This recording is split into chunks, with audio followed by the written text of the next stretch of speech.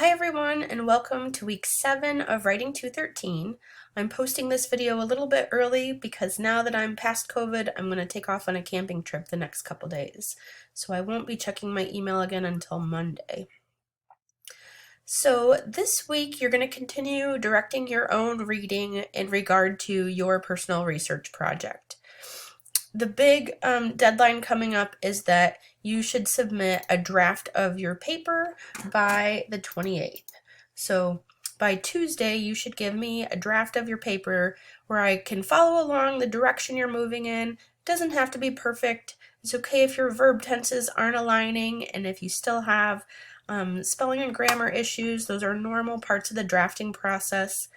It's okay if parts of it read like a list or an outline, but your reader should be able to follow along and respond. So make sure you submit a draft by Tuesday to engage in the peer review, which will start on Wednesday. So getting your paper draft together is your big work for this week, and then the research paper exploring a problem in your field will be due in week 8.